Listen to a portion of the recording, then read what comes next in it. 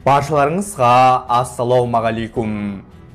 Қазақ қоғамында Шыңғыс хан мен Қайыр ханның арасында тартыс үлкен зиялы қауым өкілдерінің арасында анық байқалады. Шыңғыс ханның тарихын зерттеп, томдаған кітап жазған атақты тарихшы Мұхтар Мағауин мен атақты ақын Мұхтар Шаханов ағамыздың арасында осы мәселеде үлкен өзгешелік бар.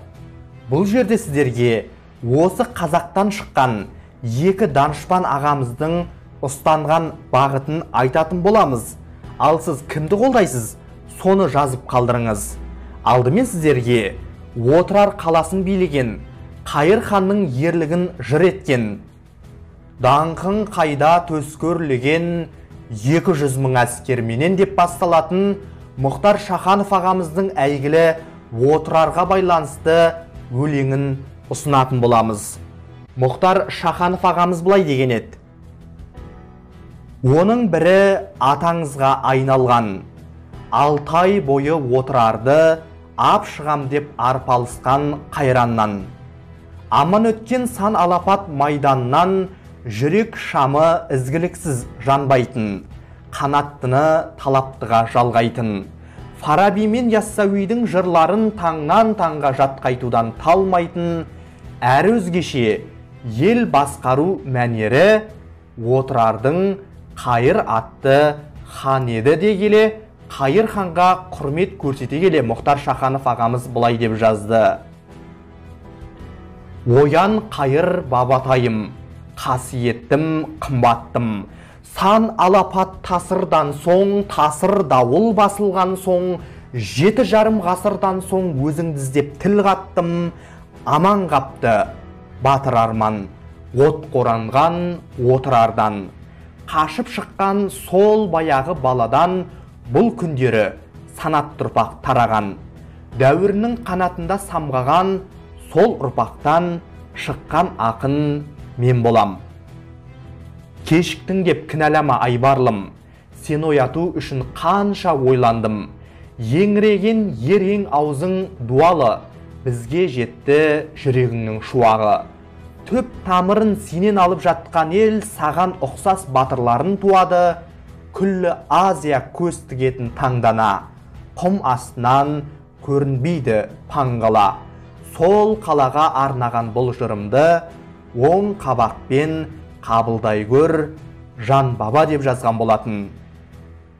Ал Шыңғыс ханды бүкіл қазақ хандарының атасы ретінде қабылдайтын Мұхтар Мағауин ағамыздың айтар ойы мүлде басқаша. Ағамыз Жәнібек ғалымға берген бір сұхбатында былай деген еді: Шыңғыс ханға кірісер алдында мен қайран қалдым. Шыңғыс хан қазақтың ұғымында әулие ұлы хан еді. Қазақ хандығы құрылғаннан бастап Шыңғыс хан әулие болды. Мұрат ақынның Қазтуған айтты дегенінде: бойында қиыл жем сағыз, қайран саланың жатқанан қарай. Ақ шалмалы пірлердің мешітке жаққан шамдарай. Кәпірден теңдік алуға қайтыпта келер деймісің, мұсылманның баласы Шыңғыстан туған хандарай дейді. Мұрат ақын Қазтуған айтты деп жырлап отыр. Мұрат отаршылдыққа қарсы өлеңдер, толғаулар шығарған азаттық жыршысы. Ал ғасырдың басындағы Алаш орда көсемдерінің бірі Ғұмар Қараш. Шыңғыс бату хандық құрып тұрған ел, қара қыпшақ қобыланды туған ел, ерегіскен дұшпан жауын қуған ел, емеспедің жұртым саған не болды дейді. Дәл осы сөзді қазір айтуға болады.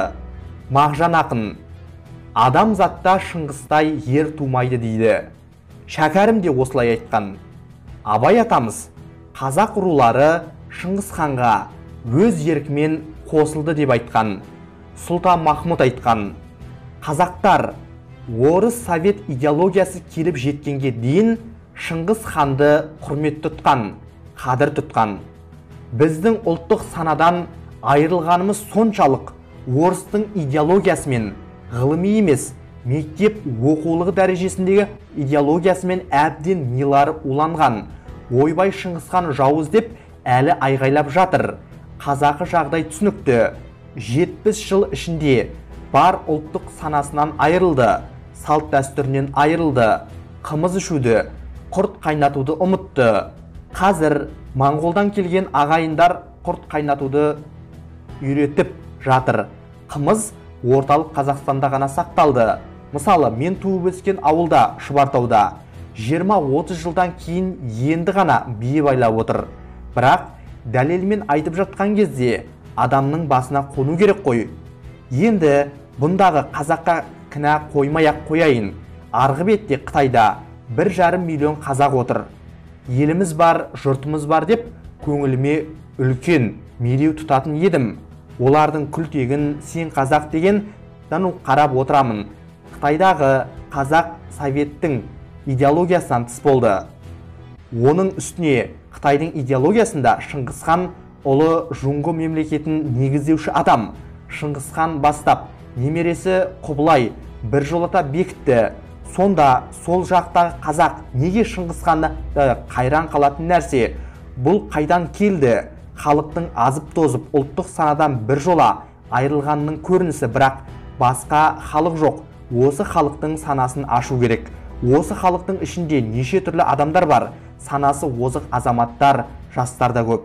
Арғы бетте де бар, бірақ азшылық олардың аузын аштырмайды екен. Мен қатты қайран қалып пұшайман болдым. Қытайдағы қазақтардың Шыңғысханды жамандағаннан налыдым. Оған Шыңғысхан жаман боп қалмайды, бүкіл дүниежүзі мойындап отыр. Неше мың мақала, зерттеу жазылған, жүздеген кітап жазылған. Ағылшын, француз, неміс, американ, жапон жазды, бәрі Шыңғысханды өзіне тартады.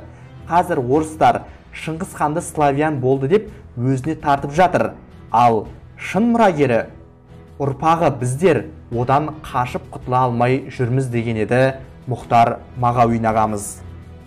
Құрметті халайық, бұлай қарап отырсаңыздар, Мұхтар Мағауин ағамыз бен Мұхтар Шаханов ағамыздың пікірлері, яғни ұстанған бағыттары түрлі. Яғни қазақтан шыққан осы екі данышпанның ұстанған бағыттары әртүрлі. Бірі атақты Отырар қаласының билеушісі болған Қайыр ханды жақтап оған жыр арнаса, енді бірі Шыңғысханды бүкіл қазақ хандарының арғы атасы, бүкіл қазақ жерінде үлкен құрметке бөленген билеушілер әулетінің ең негізгісі деп атап отыр. Ал сіздің ойыңызша осы екі данышпан ағамыздың қайсысының пікірі шындыққа келеді деп ойлайсыз? Шыңғысханды қазақ дейміз бе, әлде Қайыр хан Отырар қаласын жанкештілікпен қорғап, Отырардың мәдениетін қаншама ғасырлардан бері жинаған мәдениет, яғни Отырар кітапханасын, оның басқа да қазына байлықтарын, жалпы Отырар шаһарын құтқарып қалу үшін өзінше берілмей шайқасты деп айтамыз ба? Сіз қалай ойлайсыз? Сіз кімнің жағындасыз? Өз ойыңызды комментарийге жазып қалдырыңыз, және бұл видеоны өз таныстарыңызға тарата жүріңіз. Олардың пікірі қандай екен? Өз ойларыңызды, айтар пікірлеріңізді комментарийге жазып қалдырыңыз, және бұл видеоны барлық WhatsApp топтарына таныстарыңызға таратып жіберіңіз.